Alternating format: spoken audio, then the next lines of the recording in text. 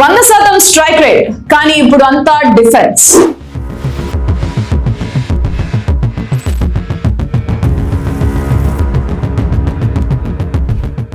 Andhra Pradesh assembly ఎన్నికల్లో 21కి 21 స్థానాలు గెలుచుకుని 100% విజయంతో రికార్డును సృష్టించిన జనసేన పార్టీకి ఇప్పుడు సొంత ఎమ్మెల్యేల ప్రవర్తనే పెద్ద తలనొప్పిగా మారింది.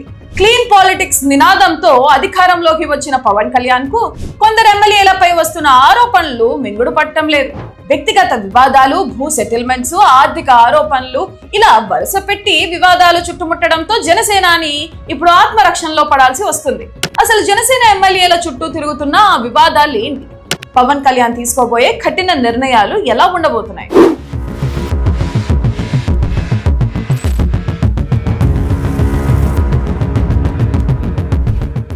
రైల్వే కోడూరు ఎమ్మెల్యే అరవ శ్రీధర్ చుట్టూ ముసురుకున్న వ్యక్తిగత వ్యవహారం ఇప్పుడు జనసేన నైతికతను ప్రశ్నిస్తుంది.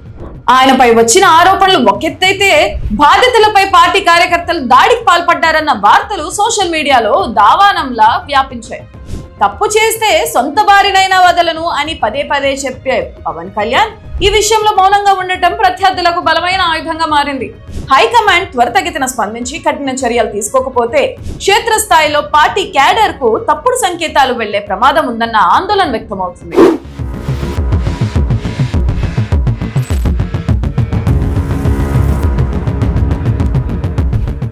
అవినీతి రహిత పాలన అని చెప్తున్న తరుణంలోనే విశాఖపట్నం శివారు నియోజకవర్గాల్లో ఒక కీలక ఎమ్మెల్యే రియల్టర్ పారిశ్రామికవేత్తల నుంచి భారీగా వసూళ్లకు పాల్పడుతున్నారనే ఫిర్యాదులు పవన్ దృష్టికి వెళ్లాయి. భూ వివాదాల్లో తలదూర్చడం, పాత తరం రాజకీయ వాసులను జనసేన నుంచి రావడం పార్టీ సిద్ధాంతాలకే విరుద్ధం. మరోవైపు నెల్లిమర్ల ఎమ్మెల్యే లోకం నాగమాధవిపై ఏకంగా మనీ లాండరింగ్ ఆరోపణలు రావడం సంచలనం సృష్టిస్తుంది.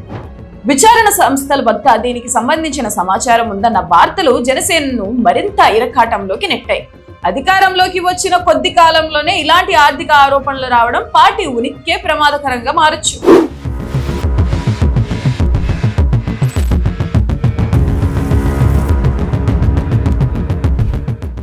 జనసేన ఎమ్మెల్యేల్లో అత్యధికులు రాజకీయాలకు కొత్తవారు కావడం, తొలిసారి అధికారం దక్కడంతో కొందరిలో అధికార గర్వం కనిపిస్తుందని విశ్లేషకులు భావిస్తున్నారు. అధికారులపై ఒత్తిడి తీసుకురావడం, కూటమి భాగస్వామి అయిన టీడీపీ నేతలతో ఘర్షణలకు దిగడం వంటివి పవన్ సంపాదించిన విశ్వసనీయతను దెబ్బతీస్తున్నాయి. ఇటీవల ఎమ్మెల్యేలతో జరిగిన సమావేశంలో పవన్ ఘాటుగా స్పందించినట్లు తెలుస్తుంది. ప్రతి ఎమ్మెల్యే పనితీరుపై రహస్య సర్వేలు చేయిస్తున్నానని, ప్రజల్లో వ్యతిరేకత వస్తే ఉపేక్షించేది లేదని, వచ్చే ఎన్నికల్లో టికెట్లు ఉండవని కఠినంగా హెచ్చరించారు.